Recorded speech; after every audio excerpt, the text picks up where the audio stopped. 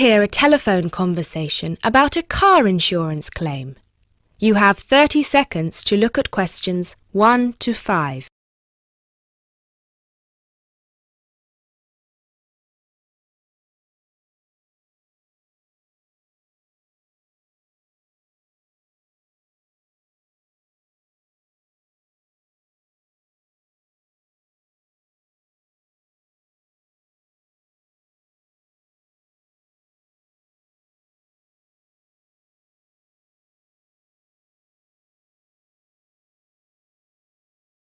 Good afternoon. Watto Insurance. This is Janet speaking. How may I help you? Yes, hello. I would like to make a claim on my car insurance, please.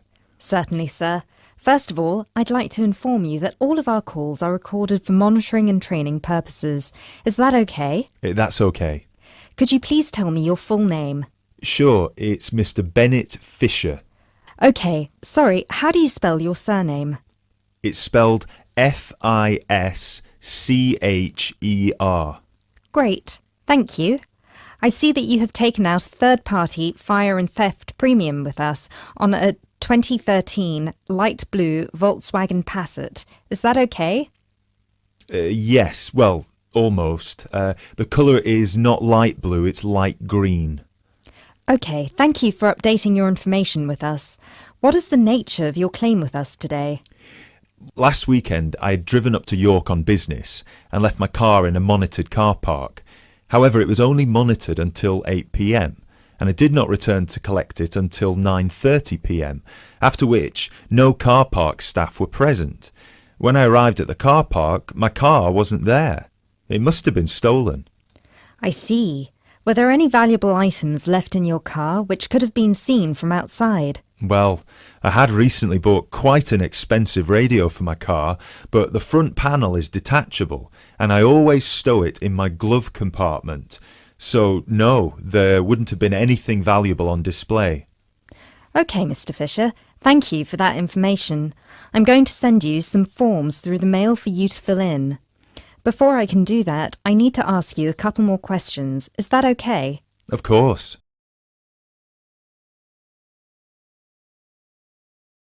You now have 30 seconds to look at questions 6 to 10.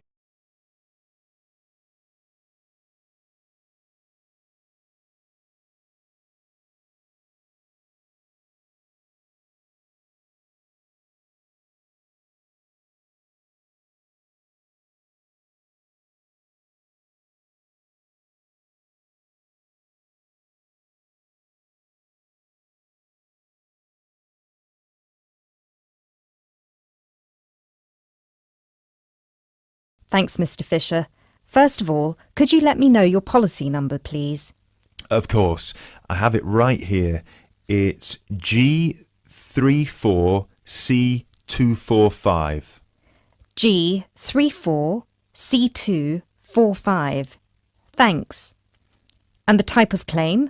Shall we say stolen car? Yes, the car was definitely stolen. I reported it to the police immediately. I actually have the report number here if that's of any use. No, not right now. But keep hold of that as we will need to see a copy of the police report eventually. Which police station did you report the offence at? York Police Station. Was it your first time in York? No, but it was the first time I'd driven there. I usually take the train. Were you aware that the car park was only manned until 8 p.m? No, I was not aware of that.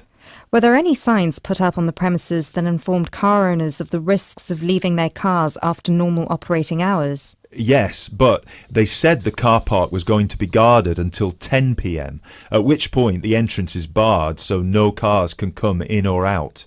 Was any reason given for that sudden change? The police informed me that the staff on duty that night had left on an urgent call. I believe it was something about a family member being admitted to hospital.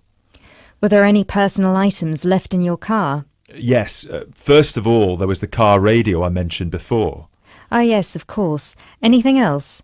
Just some CDs and an old jacket. Right. Thank you, Mr. Fisher. I have everything I need for now and will send these forms out to you shortly. When you get them, please fill them out with as much information as you can, and where possible, include copies of any relevant documents to support your claim, such as police reports and registration details.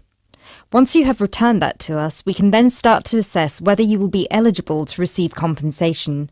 Do you have any further questions for me today? No, that's all. Thanks for your help.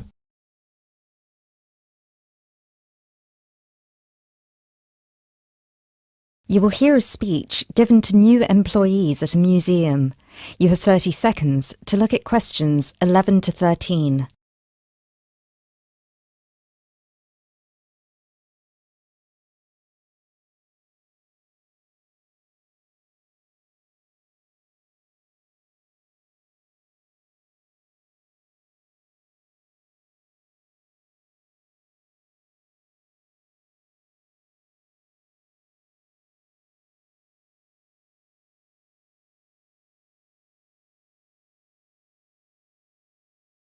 Allow me to introduce myself. My name is Peter Myers, and on behalf of everybody here at Stevensbridge Dungeons, I would like to welcome you all to our entertainment team. This year, the hiring process was especially competitive, and it might interest you all to know that for every position there were almost 30 applicants, so you really are the best of the best.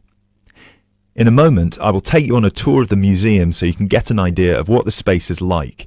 But first of all, I would like to show you around the staff room. Our staff room is located at the back of the building over here. You will notice that there are two entrances to the staff room.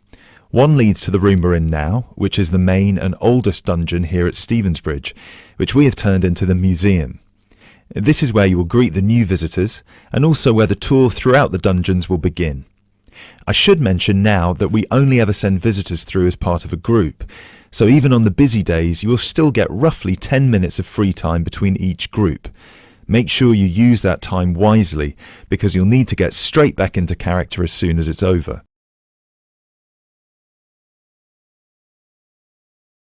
You now have 30 seconds to look at questions 14 to 18.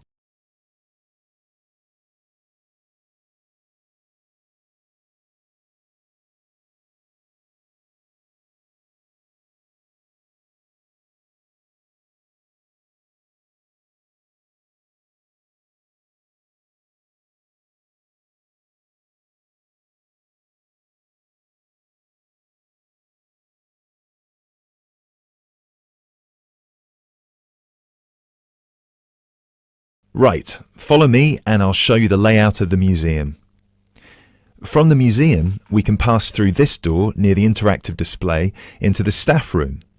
From here you can see the steps at the far side in the opposite corner that lead outside into Berwick Street. When you arrive for a shift, it will be much easier for you all to come in the Berwick Street entrance directly down the steps to the staff room.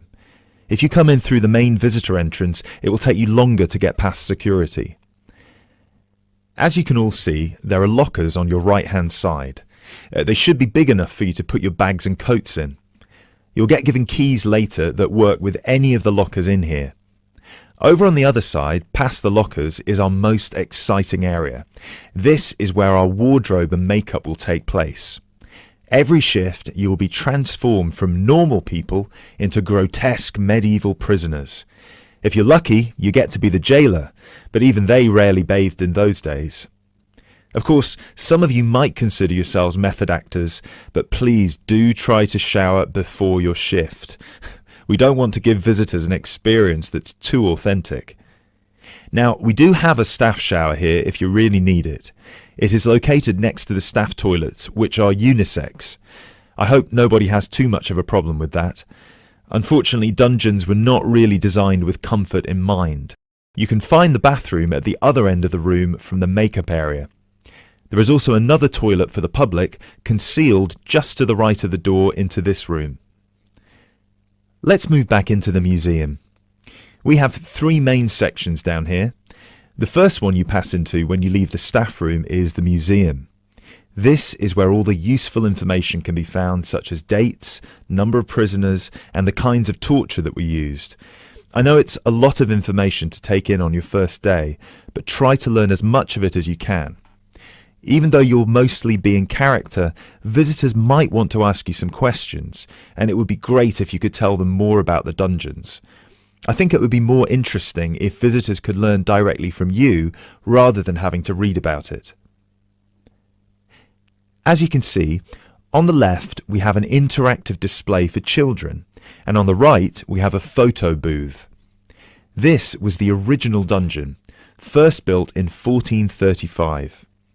Now, let's pass through into the main dungeon that was added during the Tudor period in around 1570. You might be able to feel that the air is a lot damper and cooler here. That is because we are now beneath the River Stevens.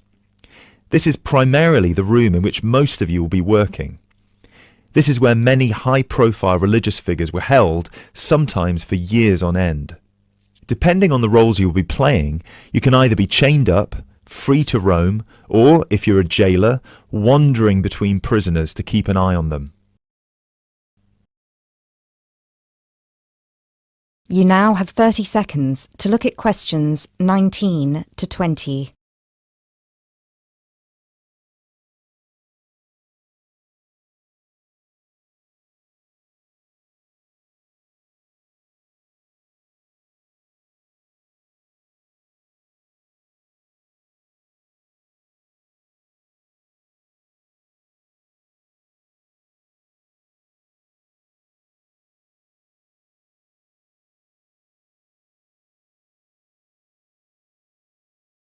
Now we will pass into our third and final section, the prison cells. Over here, you can see there are some wooden stocks and a fake gibbet. Don't worry, I can see a couple of you looking concerned. You don't need to reenact any of the torture scenes for visitors. One person each shift will play the jailer in here, where you will give a speech to the group about some of the more notable prisoners to stay here in the past. This is usually the end of the tour, but some visitors will certainly want to ask you more questions at this point, so please try your best to make yourselves available. Help them by answering any questions they have. Also, feel free to guide the visitors through the museum if you see that they're going the wrong way. This concludes our introduction to your new workplace. If you'll please follow me, I will get you all issued with your keys and some information about the dungeons that you can take home with you to study. I will also introduce you to your shift supervisor, Alice Stiles, and you can ask her any questions you may have about your roles.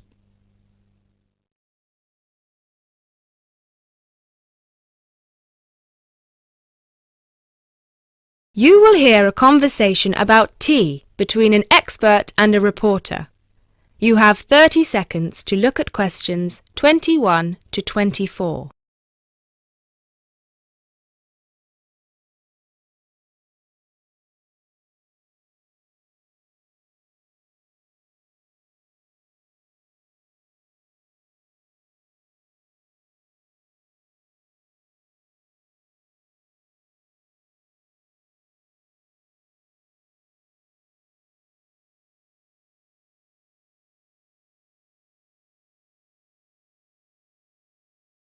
Hi, Jacob. Thank you so much for coming along today. It's my pleasure. I'm very intrigued about what a tea meditation entails exactly. Well, it's very simple, really. I think the first thing you need to keep in mind is that it is mostly about leaving everything that you have been thinking or worrying about today to one side. Really focus on the present moment. Oh, it sounds great. I certainly don't know very much about tea, and I'm keen to get started. But before you go into more detail, can I ask you what your favourite kind of tea is? Well, I think the kind of tea we are going to have today is my favourite. It is pu'er tea from Yunnan province in southern China. What makes this tea special? Pu'er is a dark tea. The regions of Yunnan, the north of Vietnam and Laos, have one of the best climates for growing tea in the world. Pu'er is a post-fermented tea. Oh, what is a post-fermented tea exactly? It is a tea that has undergone a period of aging in the open air. They age the tea for days, even years. The exposure to humidity and oxygen help to oxidize the tea leaves and encourage fermentation. This changes the smell of the tea and also removes a lot of bitterness from the taste. It sounds similar to the process of aging wine. The process is different, but the effect of aging on the taste is certainly similar. Does this mean the tea can be quite expensive? Absolutely. It can be very expensive. The tea is usually pressed into balls or cakes and sold. At one time, only tea enthusiasts cared about buying these cakes, but now many people have realised that they are an investment, and so buy them like they would buy gold, because the price goes up a lot over time. You now have 30 seconds to look at questions 25 to 26.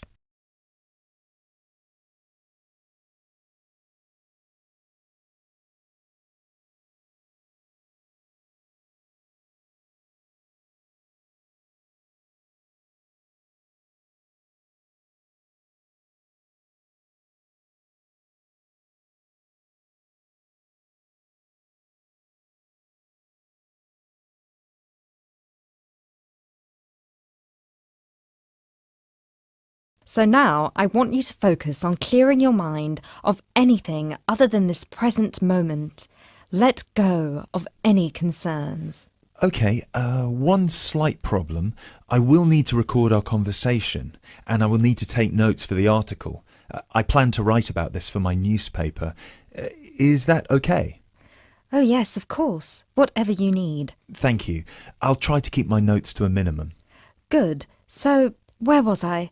Oh yes, I think very few people really appreciate the complexity and variety of tea that exists in the world. Right. Most people are maybe like me and just use tea bags.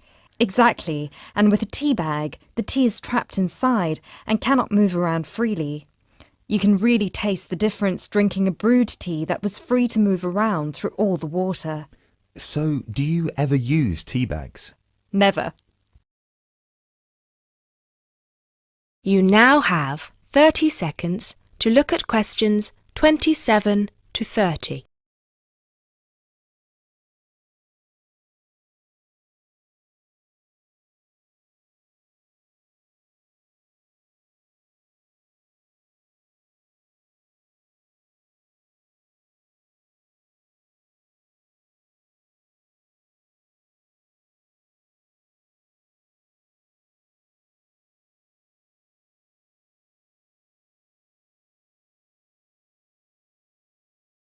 There are many different kinds of tea: white, yellow, black, green, oolong, matcha, herbal and many others. Each one has its own unique properties. To fully experience what each tea has to offer, you must brew it in the correct way. I also believe in only drinking tea that is picked and sorted by hand, rather than using mechanical processes. Although it takes more time, the tea made by hand is so much better that it leads to an increase in the tea sales. But in that case, surely if there is more interest in the tea, and with the time-intensive farming process, this means there could be shortages because the demand is higher than the ability to produce it. There were shortages for a while, but then an artificial fermentation process was developed in the 1970s, which helped to speed up the fermentation times. As I mentioned, this process has an aging effect on the taste of pu'er tea that is very similar to the effect on the taste of wine that you get from that fermentation process, though for pu'er tea today, we're talking about that artificial process. How can they do this artificially? The farmers gather the tea leaves into a big pile, then cover it with a large sheet or tarp. They spray water on the tea every now and then, and therefore fermentation happens faster. Usually, the tea is left for 30, 45, 60, or even 90 days still. The farmer will check the tea every few days, and just by the feel of the tea, he knows whether it is ready or if it needs more time. Wow. That sounds like a fascinating process. I never realised that there was such a science behind producing tea. Well, now you are ready for the best part, the tasting of it. That sounds like a very good idea to me. So what I will do now is boil the water, and we can begin our meditation. What does that entail? We need to focus on only two things. The first is your mind and body. Forget everything that you have been worrying about today. forget about what you have to do later on or what somebody said to you earlier. Focus on your breathing and on how your body feels. If you have aches and pains, acknowledge them. Pinpoint where there is tension in your body and try to release it. Oh, yes, I can really feel tension in my shoulders. Let it go. Close your eyes if that helps. Take deep breaths in and out. Soon we will drink the tea. When you drink it, think about the taste and how it feels on your tongue. Is it easy to swallow the tea, or do you need to gulp it? Can you brew the tea leaves more than once? Oh yes, you can brew some teas more than 10 times. Now we will shift to noble silence, focusing only on ourselves and the tea. Enjoy.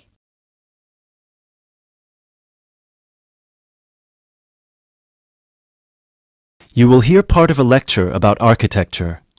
You have 30 seconds to look at questions 31 to 36.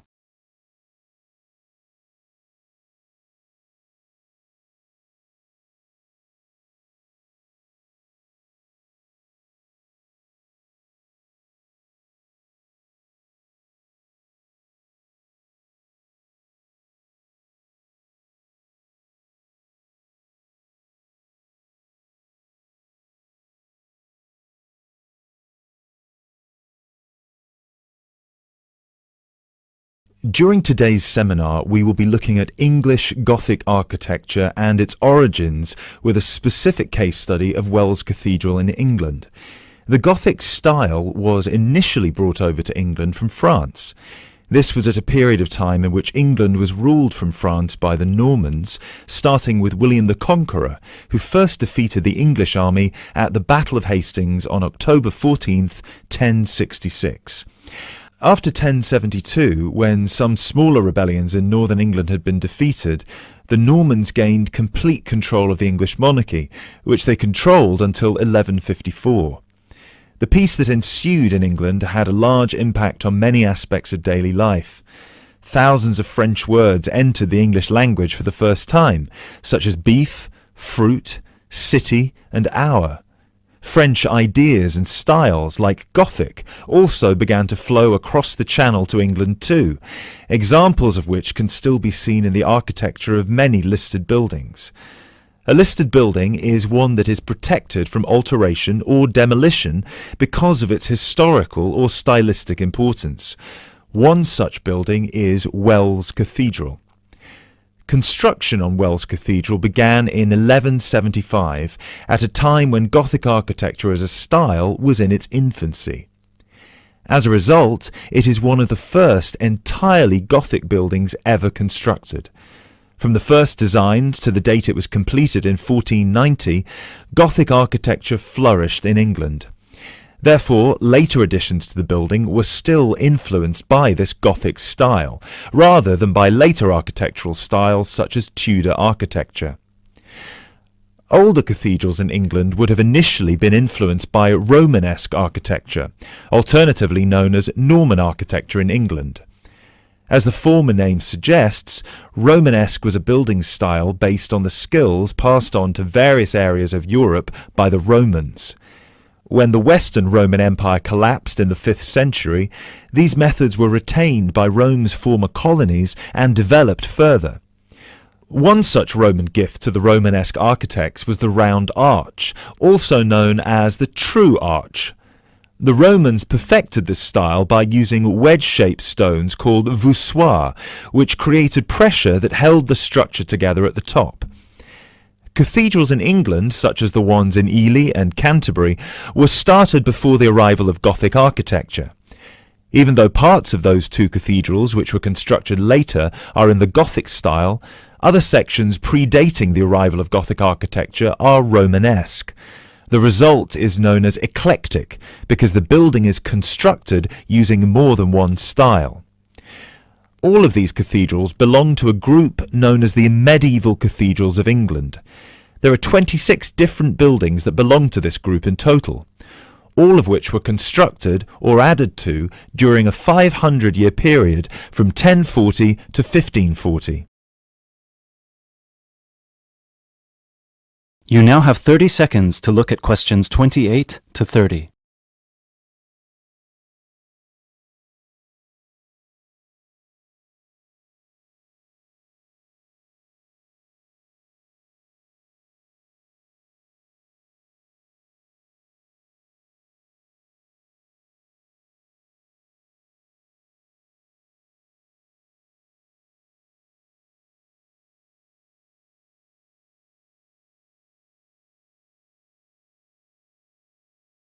The transition from Romanesque to Gothic began in 1144 at the Abbey Church of Saint-Denis on the edge of Paris.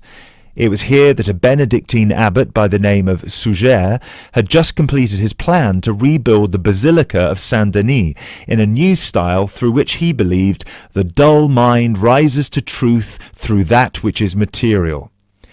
This refers to one architectural feature in particular, high, rib-vault ceilings which created much more space inside the cathedral and were designed to draw the attention of people up towards heaven. This design feature also allowed whole walls of the cathedral to be transformed by colourful stained glass. Work started on Wells Cathedral soon afterwards, greatly inspired by Abbot Suger's work. Planned in the crucifix style with the head pointing east and foot pointing west, the cathedral is 126 metres long and the nave is 20 metres high. This is quite low compared to some of the bigger cathedrals elsewhere. Use of tracery, lancet windows and mullions are all characteristic of English Gothic architecture. Whilst examples of all three of these architectural elements can be found at Wells, the lancet windows have no tracery at all, which was more common in early English Gothic architecture before advances were made in the use of mullions and tracery with glass. Lancet windows are tall, thin windows with a pointed arch at the top, and are so named because they resemble the weapon often carried by a soldier called a lance. Examples of these lancet windows can be seen on the west front of the cathedral, which is the most celebrated for its life-size sculptures and delicate floral carvings. Inside the pinnacle-topped gable is a sculpture of Christ the Judge. Immediately below him, sculptures of the 12 apostles peer out over the small city of Wells. Below the apostles are 9 archangels, which are half-size sculptures. At one time all of these, along with the decorative carvings, would have been painted and gilded. However, today all the paint has worn away and the sculptures are the colour of the oolite sedimentary stone used to construct the cathedral.